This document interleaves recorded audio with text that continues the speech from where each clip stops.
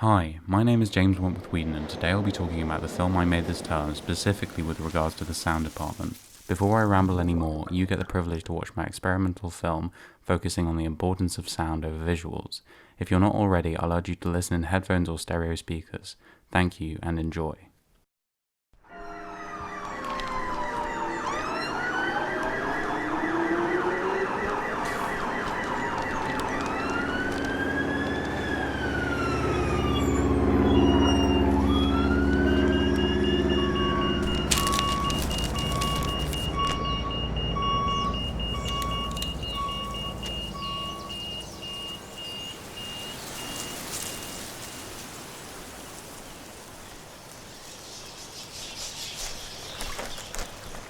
Oh no, wait, hold on. What? I thought it was this way, but Google's telling me. Are we lost? No. Oh, there's some Cockport Road over there. Oh. Why are we even going there anyway? What do you want to do? Hello. Come on. Come on.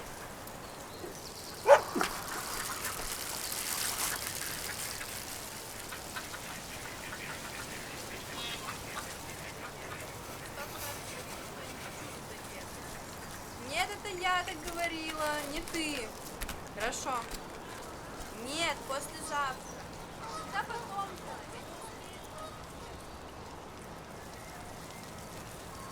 Honey, can I have an ice cream? What's the magic word? Please! Slow down, Charlie.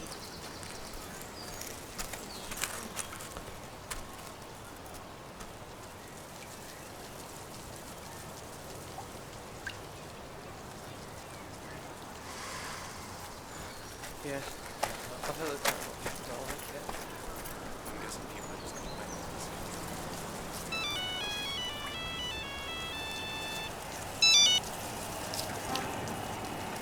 Hello.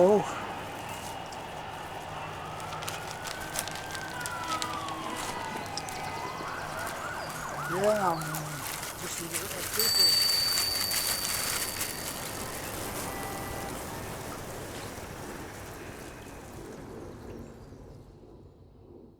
For this film I use sound to hopefully paint pictures and create emotion. The man on the bench is the only person that we actually see in a short with 11 scripted characters including the dog. Through the viewer's own imagination those characters are visualized differently every time, so this film is varying for every person that watches it. I'm currently reading a novel called The Wind-Up Bird Chronicle, in which the call of a unique bird is heard but not seen. I've managed to come up with my own concept of what the bird looks and sounds like. This inspired me to write a film which left visuals up to the viewer's imagination. In the same way that people will imagine Murakami's bird at varying frequencies, people will imagine the visuals and colours of the park in this short differently. An ice cream van kept driving past my student accommodation, so I became fascinated by the duality of the sound. Some people are creeped out by the strange digital versions of Turkey in the Straw or Greensleeves. Personally, it brings me nostalgia. Furthermore, the stereophony featured in a film called Wings of Desire gave me the confidence that the viewers can be tricked into sensing a 3D space with panning. People watching is a homage to the library scene in particular, where Damiel closes his eyes and listens to the whispering all around him. Other sources which influenced this project are There Will Be Blood for its use of vocal control by Daniel Day-Lewis, No Country for Old Men for its lack of music to draw attention to the diegetic sounds, Elephant, whose sound was designed by Leslie Schatz, the Academy Award nominated dialogue editor of Apocalypse Now, for its use of stereo panning. Shouldn't we pan the sound to where the characters are seen on screen? No,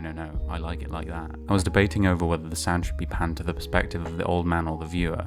I did play around with it, but it added a layer of stress to the film, which was not fitting. So why did I choose a park? It's kinda boring. Before writing the script, I researched sound frequencies which were pleasing to the ears. According to her journal on human sound frequency preferences, 350 Hz was the easiest to listen to. This is close to the voice of a young girl, which is around 281 Hz. And when looking further, the fundamental frequency of a mother's voice is soothing to us on an embryonic level. This ranges between 165 to 225 Hz, so the best place to hear a range of voices would be a park. I visited St. James's Park and sat there for about an hour or so recording and listening to the sounds around me. I looked very strange doing this, but it gave me all the ideas for the sounds in the film. Here you can hear the hum of the underground tube. This is exaggerated, but I could hear the rumble from underneath Westminster Station when I was there. Randy Tom, the sound designer on The Revenant, says that sound finds itself in a creative straitjacket when visuals take over the majority of the discussion. So for this film I put visuals in a straitjacket instead. I said to my cinematographer that we cannot see more than 180 degrees of the part, and it should be focused on the man. When writing these characters that would be interacting with the old man, I knew that they would not actually be there, so I had to carefully understand what is doable. He couldn't have dialogue with them, as few actors are perfectly capable of that, so all he could really do was watch them. If I reverse these shots, it has two completely different meanings. A man hates geese and loves planes, so the best option was to simply write sounds and dialogues that my actor could imagine. I wanted this short to be set in a central London park where there would be a vast range of sounds to choose from. However, as my character had dialogue, we needed to film somewhere without that much background noise. This film is actually shot in a park near Leeds, which I thought would be quieter than it was. There was a lawnmower literally right next to us, so this is what the production audio sounded like. To fix this, we had to shoot the dialogue shots when the garden was on a break, and then obtain room tone, or buzz track in this case, to plug the gaps in case the lawnmower creeped in. As for equipment, I wanted this film to be as close to industry standard as I could get it. I booked out the Blackmagic Ursa 4K camera, which was capable of 50 frames per second shooting, which means I could slow it down to half speed for my time stretching experiment. It was also equipped with a timecode generator if I needed it, and the camera also had 2 female XLR inputs for my Hiroshi umbilical cord. Furthermore, we used Xene EF cinema lenses, which gave the film an incredibly sharp look. I wanted the visuals to be non-distracting from the sound element, so as clear as possible. As for sound equipment, I threw away my Zoom H4n Pro and had a session on how to use the Sound Devices 552 portable production mixer with Tony. This is a very expensive industry-level sound mixer that I was delighted to come to grips with. If I wanted to, I could plug in 5 XLR input microphones. To set it up, I had to turn it on using its internal batteries. After factory reset, I would turn the setup menu on, which had a quite adorable little voice called Sven. Output limiter threshold. I would go to meter ballistics, which would tell me what form of metering I wanted, and then I would change VU to peak only, as peak metering has a faster reaction time. I'm so sorry if this is all boring. After that, I'd make sure that the record mode was set to 24-bit WAV, so I have a large frequency range. Then I would make sure that the phantom power was switched off and that my input was at mic level, as I was using a Sennheiser ME66 with a battery inside. I could now plug in a microphone.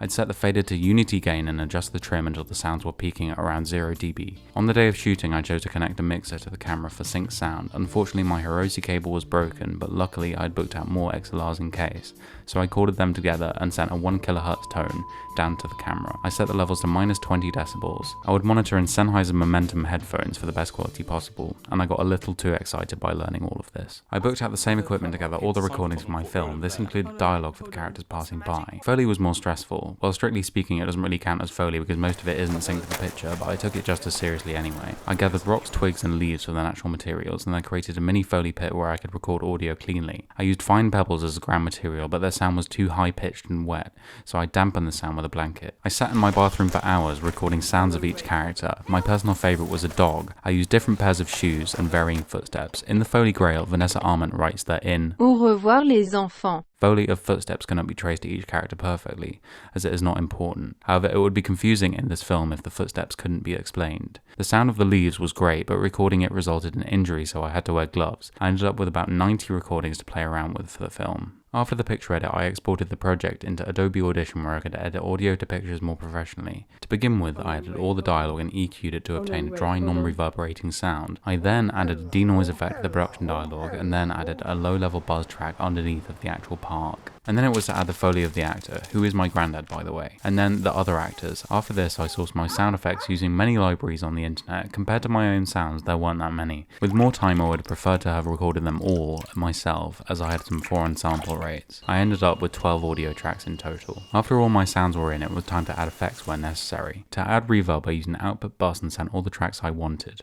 Sounds such as the pedestrian crossing, various birds, and a car alarm required reverb to create a sense of distance. Walter Murch, the sound editor on Apocalypse Now, explained how difficult reverb used to be. And on another tape recorder, I would record the sound and its echo. More complex effects were used, such as time stretching and the sound of the pedestrian crossing, where the beats became longer to create a sense of time slowing down. I also couldn't find a child, so the ice cream kid that you hear was actually the same voice as the dog walker, only pitch shifted by 2 semitones up. After all this, I mastered the soundtrack using industry standard Rocket speakers for the best stereo quality, making sure that each track was panned to where it would be in real space. I definitely didn't just book these out to listen to music on them. I then adjusted the levels so the tracks would peak with the dialogue around -12 decibels, which is standard. All in all, I'm happy with the film as its main purpose was for sound to create emotion. I'd love to create something where sound is involved in telling a bigger narrative. In the future, I'd like to learn a lot more about sound mixing, as this is something I kind of had to guess with, and perhaps I should have gotten a little bit more experimental and watched some more hours of Andy Warhol's Sleep, but I'm thrilled with how much I've learned in the past few months, and hopefully this film has shown it. So thank you.